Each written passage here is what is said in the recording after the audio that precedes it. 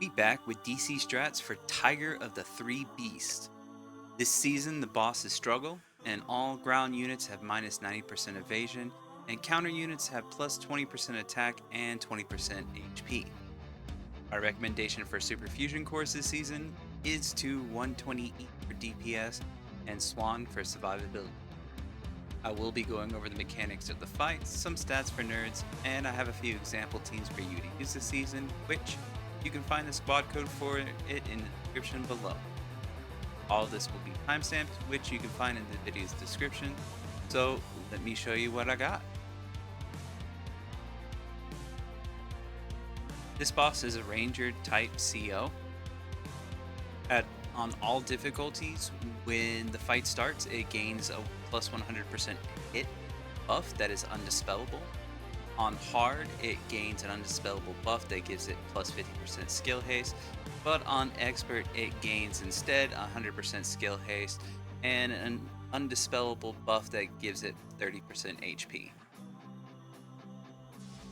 Boss's basics is a 3 valid hit AoE. It'll attack the closest target, and it does a pretty good chunk of damage. This boss, like Orochi, has a mechanic where it will attack the farthest unit in the back, and it sits there and knocks your unit up every time it hits it.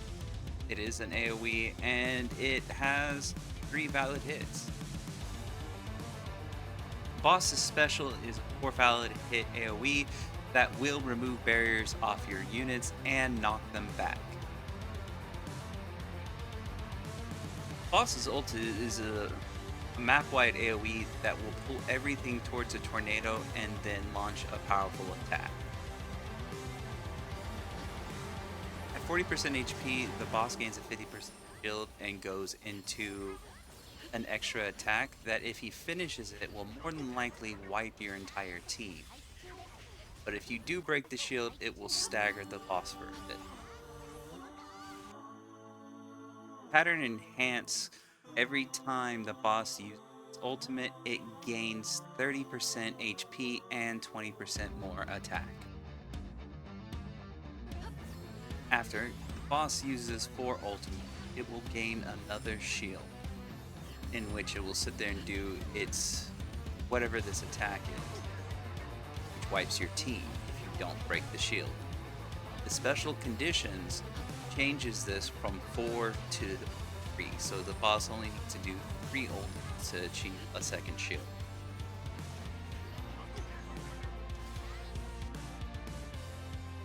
Alright, time for some stats for nerds. This boss has 3.3 million HP, 4.2k defense, 2.6k hit, and 2015 evasion.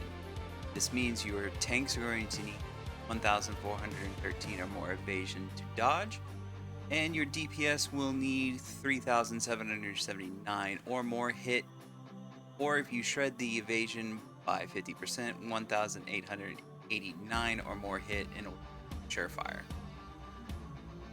Alright, starting off, we are going to do a back deploy with Lynchian, forward deploy Sane, and put Swan about the middle of the ship. Our goal here is that Swan and Lynchian are going to get knocked up by this special effect, and not get hit by Sane being hit by the boss. As you can see, my Swan was pretty much full HP up until that special. After that, we're going to use our S1. I don't think, honestly, that matters all too much, but it made me feel a little bit better. After that, we're going to ult on Lynchian, deploy Reaper and Sane ult, and then at about 2:30, right when the clock's switching over, we deploy Eve in the back, and when that causes a counter to happen and stop the ulti, but without using Eve's special bar, oddly enough. Then we get Choi Ina onto the field.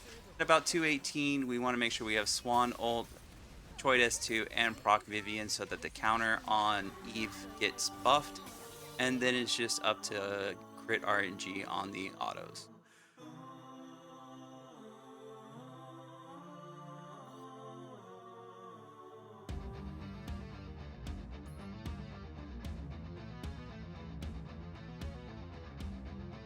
For the Vivian team, we are running New Detroit as the ship, Vivian as the operator.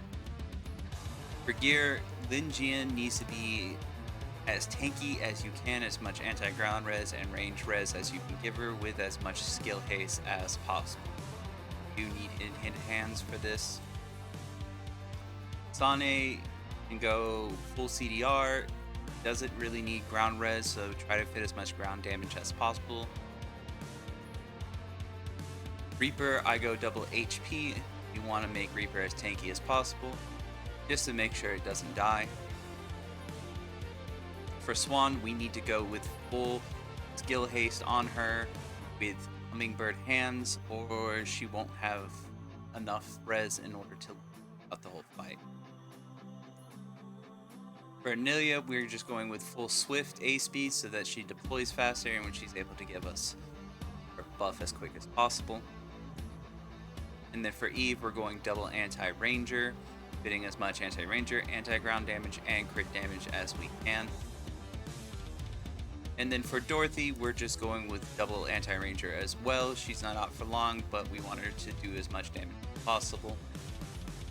And then for Choi Ina, we're just going full Swift so that she can possibly give us that one more. So for the Merlin strat, it's honestly pretty much the same. Starting deploy, Ninja in the back, Sane in the front, Swan in the middle, dodge the hits, get knocked up, and then we get to the boss. After that, we use our S1, take that special to the face. Then we're just waiting on Lin Jian's ultimate, and that's about the same time I deployed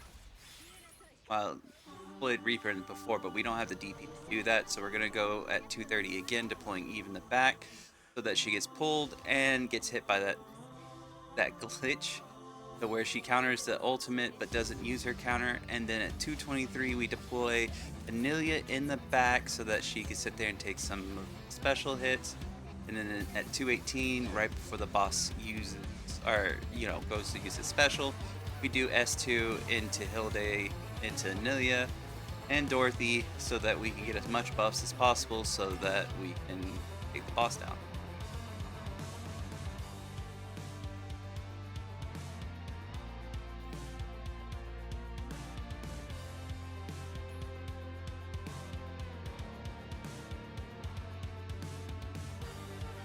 For the Merlin team, everything's the same, except we switch out the operator for Merlin and Choi Ina for Hilde. So if you want to check out that gear, go check out the other team gear. But for time's sake, I'm just going to show you Hilde's gear, which, no surprise, she's just on full tank gear that I can put on her. As much anti-ground res, as much res as I can fit. Thanks everyone for watching. I hope this helps you improve your scores this season. I hope that RNG blesses you. And remember to like, comment, and subscribe if you're feeling extra special. Join the Mage Institute by clicking the join button. Catch me on Discord, the link is in the description. And if you want to help support this channel, there's a as always, I will see you all next time.